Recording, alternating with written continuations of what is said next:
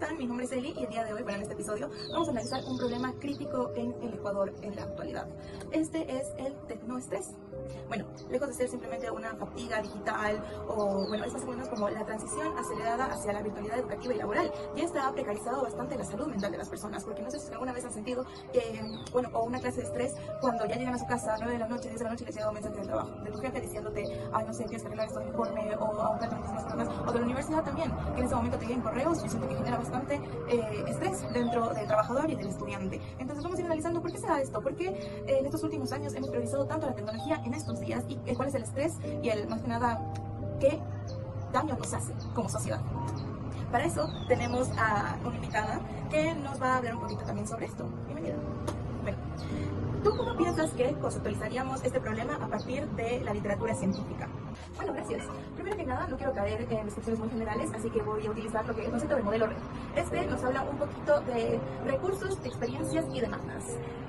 Marisa Salanova, la autora de este modelo, nos lo define como un estado psicológico negativo vinculado al uso o a la demanda del uso de tecnologías de la información caracterizado por desajustes entre las demandas del entorno y los recursos del sujeto, básicamente. Entonces, eso explicaría un poquito mejor lo que es el significado del tecnoestrés. Muy bien, entiendo.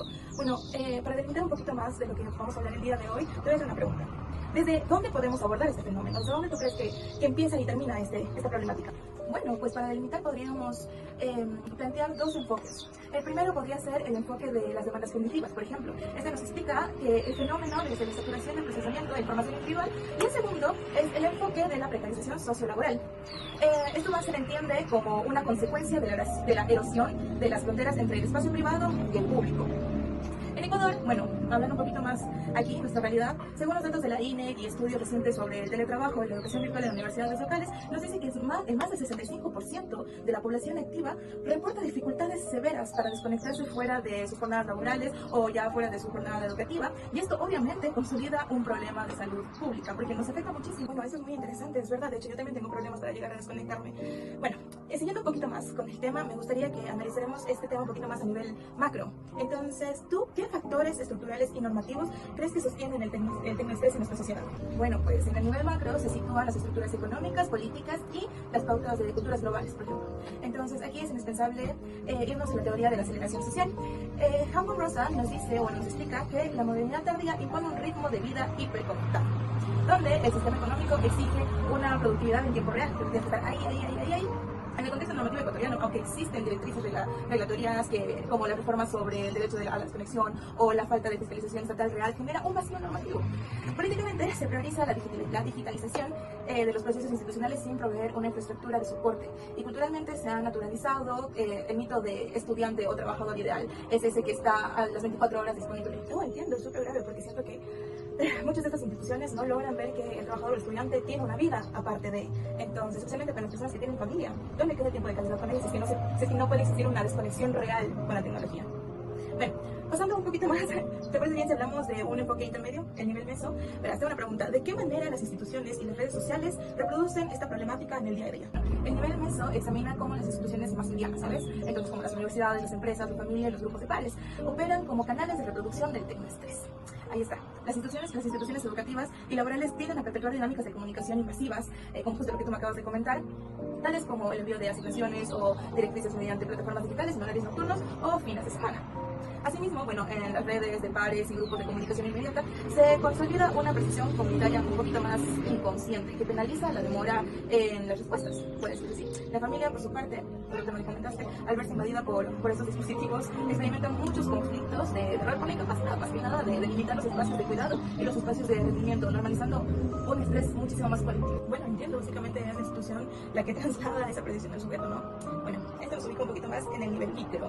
¿Qué ocurre en la esfera inmediata y subjetiva del individuo? Sí, de hecho, en el nivel micro ya empezamos a analizar vivencias subjetivas, emociones, actitudes, cogniciones y conductas inmediatas, como ya debes saber. Bajo la exposición clínica a estas demandas más gestionadas, el individuo manifiesta síntomas cognitivos. Entonces, por ejemplo, puede ser sesgos en la atención, dificultades de concentración, pensamiento de ineficacia y distorsiones sobre su propia competencia. Perdón. Emocionalmente predomina una ansiedad flotante, por decirlo así, frustración y también irritabilidad. Esto, bueno, en el individuo podría desencadenar unas conductas adaptativas deficientes, ¿me entiendes? Como el chequeo compulsivo de notificaciones o en fases ya más avanzadas, la evitación tecnofóbica y el aislamiento en las interacciones cara a cara. Ya a la gente le empieza a dar miedo empezar a relacionarse en la vida real, sino solo por chat, conocer gente por redes sociales y no en la vida real. Y eso es algo que de hecho a muchos conocidos les pasa. Sí, de hecho sí, tienes mucha razón. Justamente en esta sesión queríamos fundamentar por qué este fenómeno no puede comprenderse de forma aislada más que nada. Entonces, yo te digo, ¿por qué incurrimos en un error metodológico si lo fragmentamos? Déjame decirte que sería un error bastante grave fragmentar este concepto, ya que reduciríamos el tecnoestrés como un problema de falta de inteligencia emocional o mala organización del estudiante a nivel micro, ignorando las presiones mesoinstitucionales y las lógicas macroeconómicas que le imponen estar conectados ya sea al trabajador o al estudiante. Entonces es gravísimo, porque no es solo que es porque quiere, sino porque ya hay algo detrás que lo presiona estar. Por otro lado, si caemos en la sociologización, disminuimos la responsabilidad y la agencia del sujeto atribuyendo todo de forma abstracta al sistema macroestructural, olvidando que las condiciones y conductas macro también sostienen el fenómeno. Los niveles están articulados de manera dialéctica. La estructura macro condiciona la cultura de las instituciones meso y estas moldean la psique al nivel micro, ¿me entiendes?